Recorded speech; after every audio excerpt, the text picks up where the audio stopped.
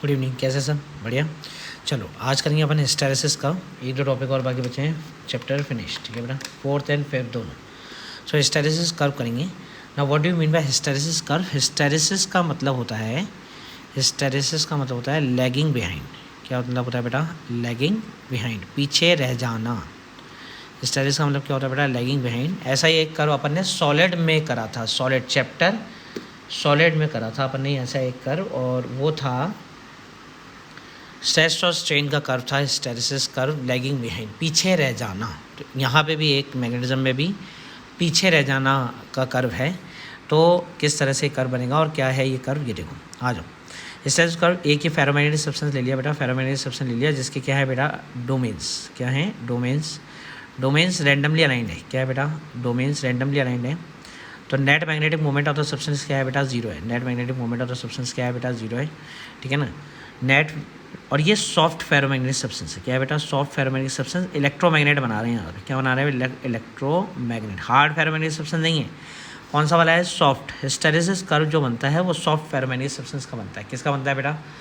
Soft ferromagnetic substance. मतलब अगर इसको एक्सटर्नल मैग्नेटिक फील्ड में रखेंगे तो ये मैग्नेटाइज हो जाएगा, और एक्सटर्नल मैग्नेटिक फील्ड हटा देंगे तो क्या हो जाएगा बेटा? डीमैग्नेटाइज हो जाएगा। क्या हो जाएगा बेटा? डीमैग्नेटाइज हो जाएगा। ठीक है, सॉफ्ट फेरोमैग्नेटिक सब्सटेंस है।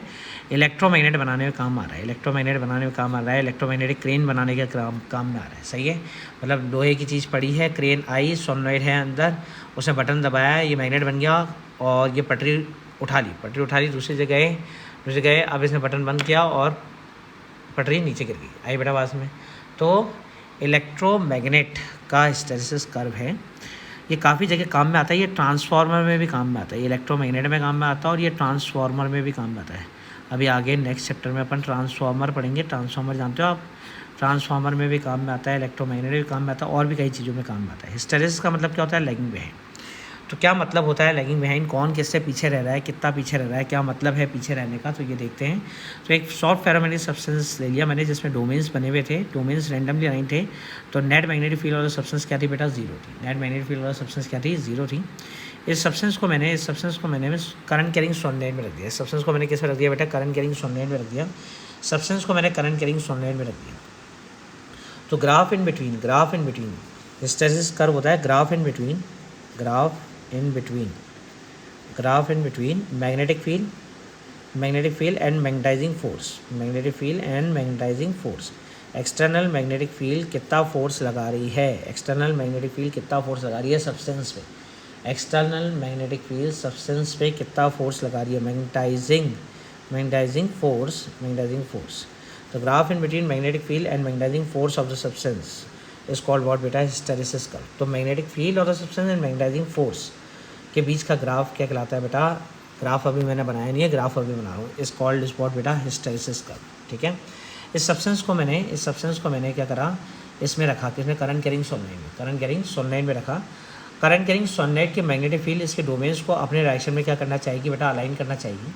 तो मैंने मैग्नेटाइजिंग फोर्स को, मैंने पहले करंट को धीरे धीरे बढ़ाया,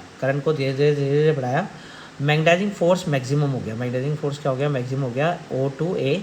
और सब्सटेंस की मैग्नेटिक फील्ड भी कितनी हो गई बेटा? मैक्सिमम हो गई, OA। सब्सटेंस की मैग्नेटिक फील्ड भी मैक्सिमम हो गई, O से P। सब्सटेंस की मैग्नेटिक फील्ड भी क्या हो गई बेटा? मैक्सिमम हो गई, O से लेकर P। क्या करा? सबसे पहले ये मैंने एक टेबल बना दिए। फर्स्ट स्टेप, मैग्नेटाइजिंग फोर्स को मैं O से A तक बढ़ाया, A मैक्सिमम मैग्नेटाइजिंग फोर्स है। तो मैग्नेटिक फील्ड भी सब्सटेंस की O से P तक हो गई। O से कहाँ तक हो गई? P तक। P भी मैक्सिमम मैग्नेटिक फील्ड है। क्या है बेटा? Maximum magnetic field. मतलब अगर इसमें 100 एटम है, ये कितने एटम है? 100 नहीं दिख रहे, थोड़े कम है। मान लिया जाए कि इसमें 100 एटम है और मैंने इसमें रखा, और फिर मैंने धीरे धीरे करंट को बढ़ाया, तो सोलेनोइड की मैग्नेटिक फील्ड भी बढ़ती गई। सोलेनोइड की मैग्नेटिक फील्ड ने इन 100 के 100 एटम्स को अपने डायरेक्शन में अलाइन कर दिया। इतना करंट हो गया कि 100 के 100 डायरेक्शन अलाइन हो गए। अब 100 के 100 एटम अपने एक ही डायरेक्शन में क्या हो गए बेटा? अलाइन हो गए। अब एटम ही 100 थे, 100 के 100 अलाइन हो गए। अब क्यों करंट बढ़ाओगे भाई? अभी भी करंट बढ़ाओगे क्या? सपोज करो एक क्लास में 100 बच्चे बैठे, तुम लोग 100 बच्चे हो। एक क्लास में 100 बच्चे बैठे हो और तुम लोग 100 बच्चे हो और मैं टीचर हूँ। मैं क्लास के अंदर एंटर हुआ, और मैंने तुम्हें बोला कि बेटा सब लोग इधर देखो, सब लोग थोड़े बहुत लोग इधर उधर देख रहे थे। फिर मैं जोर से लाया, सब लोग इधर देखो, पढ़ाई करो।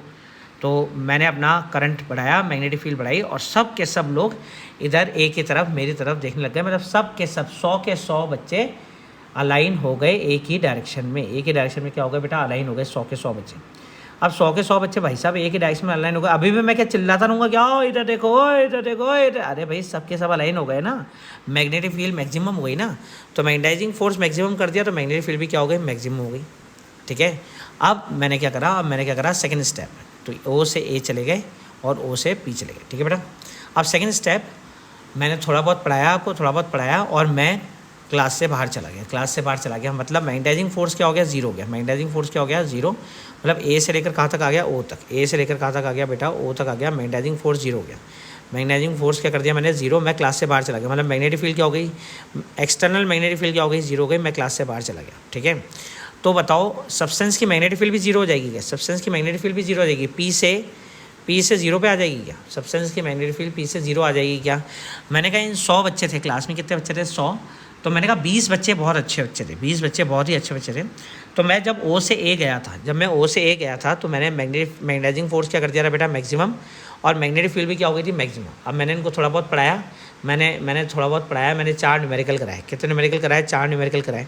अब मैं बाहर चला गया तो मैग्नेटाइजिंग फोर्स, मतलब मैं एक्सटर्नल मैग्नेटिक फील्ड बाहर चला गया तो ए से लेकर ओ तक होगी। मैग्नेटाइजिंग फोर्स क्या हो गया बेटा, ए से ओ। मतलब मैग्नेटाइजिंग फोर्स क्या हो गया, जीरो। मतलब मैं तो चला गया बाहर।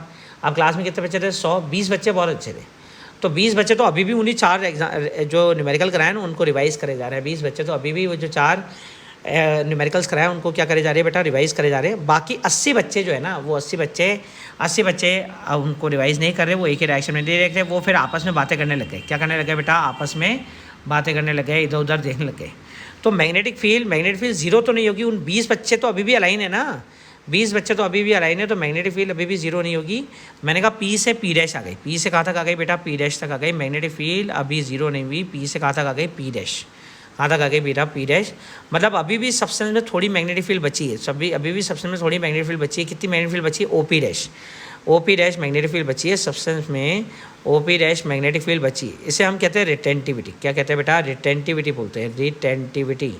Retain magnetic field, retentivity. और रेमेनेंस भी बोलते हैं। क्या बोलते हैं बेटा, रेमेनेंस। और retain magnetic field, retain magnetic field in the substance, retain magnetic field in the substance when magnetizing force becomes zero. Retain magnetic field in the substance when magnetizing force becomes zero is called what बेटा, retentivity. तो retentivity कितनी magnetic field बची, ओ से P dash. थोड़ी magnetic field अभी भी बची हुई है, ओ से पी डैश अभी भी बची हुई है। आया समझ में। मैग्नेटाइजिंग फोर्स जीरो होने पर मैग्नेटिक फील्ड सब्सटेंस की ज़ीरो नहीं होती है। On making magnetising force zero, magnetic field of the substance will not be equals to zero. That is called remanence. That is called retentivity. Retained magnetic field in the substance, retentivity. इसे क्या कहते हैं बेटा, retentivity, retain magnetic field in the substance. आया बेटा, आया समझ में, पक्का। अब मैं चाहता हूँ कि अब थोड़ी बहुत मैग्नेटिक फील्ड बची है, ये भी जीरो हो जाए। ये भी क्या हो जाए बेटा, जीरो।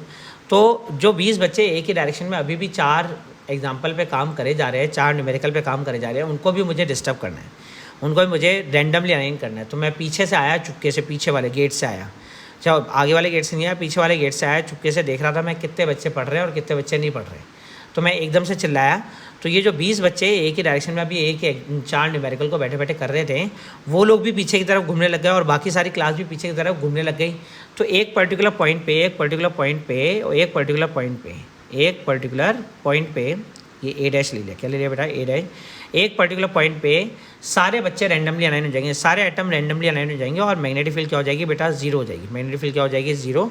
तो मैंने इस बार मैग्नेटाइजिंग फोर्स को ओ से ए डैश ऑपोजिट डायरेक्शन में लगाया। क्या लगाया बेटा, ऑपोजिट डायरेक्शन में लगाया, जिससे कि सारे एटम डी अलाइन हो जाए, सारे एटम डी अलाइन हो जाए, जो 20 एटम अलाइन थे वो भी क्या हो जाए बेटा, डी अलाइन हो जाए, तो ओ से ए डैश हो जाए, और ये मैग्नेटिक फील्ड क्या हो जाएगी बेटा, पी डैश से जीरो, पी डैश से क्या हो जाएगी जीरो, क्योंकि सारे एटम अब डी अलाइन हो गए, क्योंकि सब पीछे की तरफ मुड़ेंगे, तो एक बार तो ये आएगा कि सब के सब डी अलाइन हो गए, सब के सब क्या हो गए डी अलाइन, उस पर्टिकुलर पॉइंट पे magnetic field of the substance वापस क्या हो जाएगी बेटा, जीरो।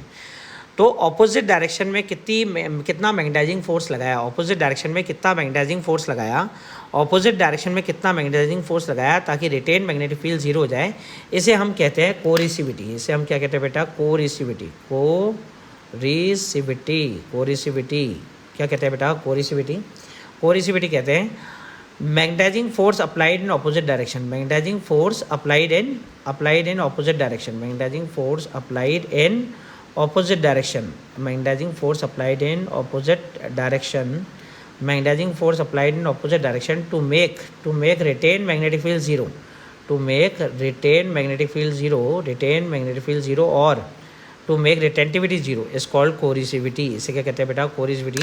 तो magnetising force applied in opposite direction to make retain magnetic field zero is called what बेटा, coercivity। तो मैग्नेटाइजिंग फोर्स मैंने कहाँ से कहाँ तक पढ़ाया, ओ से ए डैश, तो मैग्नेटिक फील्ड सब्सटेंस की कहाँ से आ गई, पी डैश से ओ तक आ गई, ठीक है। तो मतलब मैंने पहले ओ से ए तक मैग्नेटाइजिंग फोर्स बढ़ाया, तो सब्सटेंस की मैग्नेटिक फील्ड मैक्सिमम हो गई। मैंने मान लिया इलेक्ट्रोमैग्नेट है, क्रेन है, इलेक्ट्रोमैग्नेटिक क्रेन है, और जस्ट पटरी को उठाने आ रही है, तो मैंने यहाँ तक लिया है जॉ, उसका जॉ यहाँ तक लिया है। अब मैंने करंट बढ़ाया, मैक्सिमम कर दिया, और इसकी मैग्नेटिक फील्ड में मैक्सिमम गई, इसने पटरी को उठा दिया। अब मैं दूसरी तरफ गया और मैंने करंट जीरो करा, मैग्नेटाइजिंग फोर्स जीरो कर दिया, लेकिन पटरी अभी पूरी तरह से नहीं छोटी है, क्योंकि मैग्नेटिक फील्ड अभी जीरो नहीं हुई है, मैग्नेटिक फील्ड अभी जीरो नहीं हुई है। फिर मैंने ऑपोजिट डायरेक्शन में करंट बढ़ाया, और एक पर्टिकुलर पॉइंट पे मैग्नेटिक फील्ड जीरो हो गई थी, जिसकी वजह से पटरी छूट गई। आया बेटा। अब मुझे दूसरी पटरी उठाने जाना है, पटरी रेल की पटरी। अब मुझे फिर मैं वापस मैग्नेटिक फील्ड क्या करनी पड़ेगी, मैग्नेटिक फील्ड मैक्सिमम करनी पड़ेगी। तो अब मुझे बताओ कि ए डैश से ए तक लेकर आऊँ या ऑपोजिट डायरेक्शन में ही बढ़ा दूँ। अब ए डैश से ए तक लेकर आऊँगा, तो पहले ए डैश से ओ और फिर ओ से ए तक लेकर आना पड़ेगा। अरे भाई मैग्नेटिक फील्ड ही चाहिए ना, कहीं पे भी नॉर्थ कहीं पे भी साउथ बने, उससे क्या लेना देना, कहीं पे भी नॉर्थ कहीं पे भी साउथ बने तो यार तुम्हें तो मैग्नेटिक फील्ड चाहिए ना। तो आप ऑपोजिट डायरेक्शन में बढ़ा दो। तो मैंने ए डैश से मैग्नेटिक फील्ड कहाँ तक कर दी, ए डैश से क्या कर दी बेटा, A double dash, magnetising force opposite direction में बढ़ा दिया, मैक्सिमम कर दिया, ये मैक्सिमम हो गया, ए डैश से ए डबल डैश, से बटा क्या, ए डबल डैश कर दिया। तो जब ऑपोजिट डायरेक्शन में मैग्नेटाइजिंग फोर्स मैक्सिमम हो गया, तो ऑपोजिट डायरेक्शन में मैग्नेटिक फील्ड भी क्या हो गई बेटा, मैक्सिमम हो गई, पी डबल डैश। कितनी हो गई, पी डबल डैश। तो ये ओ से पी डबल डैश आ गया, ओ से क्या आ गया बेटा, पी डबल डैश।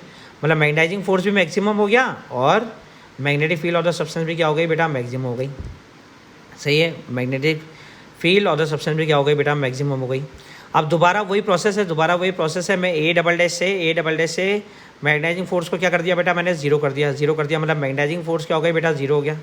लेकिन मैग्नेटिक फील्ड जीरो नहीं होगी, जैसा अभी अब समझाया, मैग्नेटिक फील्ड जीरो नहीं होगी, मैग्नेटिक फील्ड जीरो नहीं होगी। तो मैंने कहा ये पी डबल डैश से ये क्यू तक पहुंच गया, पी डबल डैश से कहाँ तक पहुंच गया बेटा, क्यू तक पहुंच गया। अभी भी रिटेन मैग्नेटिक फील्ड है, ओ क्यू कितना बेटा, ओ क्यू बच गई, तो यहाँ लिख देते ओ क्यू। रिटेंटिविटी सही है, क्या है बेटा, रिटेंटिविटी। थोड़ी मैग्नेटिक फील्ड बच गई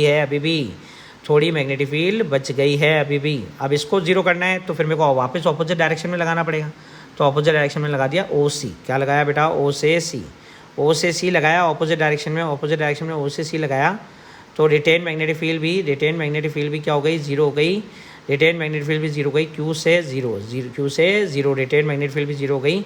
तो ऑपोजिट डायरेक्शन में जितनी मैग्नेटिक फील्ड लगाई ओ से सी वो क्या हो गई बेटा, कोरिसिविटी। ओ सी जो लगाई वो क्या कहलाएगी, कोरिसिविटी, क्योंकि ऑपोजिट डायरेक्शन में जो मैग्नेटिक फील्ड लगाई है मैंने, to make retain magnetic field zero will be called what बेटा, कोरिसिविटी। क्या कहलाएगी, कोरिसिविटी। फिर वापस मेरे को मैग्नेटिक फील्ड मैक्सिमम करनी है, तो मैं पीछे नहीं जाऊँगा, अब आगे की तरफ जाऊँगा। तो C2A मैक्सिमम हो गया, मैग्नेटाइजिंग फोर्स मैक्सिमम हो गया, क्या हो गया बेटा, मैक्सिमम। मैग्नेटाइजिंग फोर्स मैक्सिमम हो गया, तो मैग्नेटिक फील्ड भी क्या हो जाएगी बेटा, मैक्सिमम हो जाएगी। मैग्नेटिक फील्ड कहाँ से कहाँ हो जाएगी, ओ से पी, कहाँ से हो जाएगी बेटा, ओ से पी। तो one cycle of magnetisation and demagnetisation complete, demagnetisation complete, एक साइकिल, पूरा एक साइकिल कंप्लीट हुआ है, इसे कहते हैं अपन हिस्टैरिसीस कर्व। तो ये किस तरह से बनेगा, ये किस तरह से बनेगा कि पहले तो O से A आए, तो ये O से P गई, ये यहाँ तक आ गया, सही है।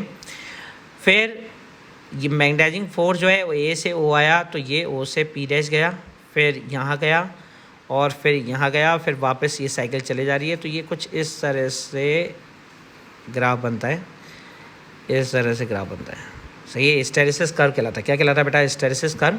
Area under hysteresis curve, area under hysteresis curve give energy loss in one cycle.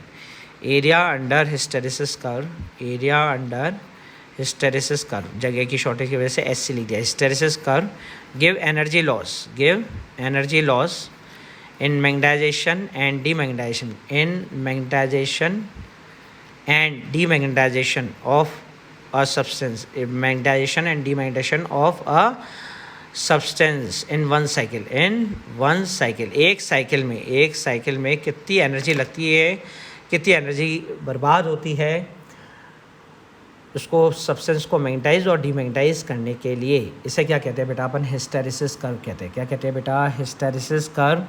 ये इलेक्ट्रोमैग्नेट में काम में आता है, ट्रांसफार्मर में काम में आता है, और भी कई सारी चीज़ें हैं जिनमें काम में आता है। इज़ दैट क्लियर बेटा? श्योर है? पक्का? डन?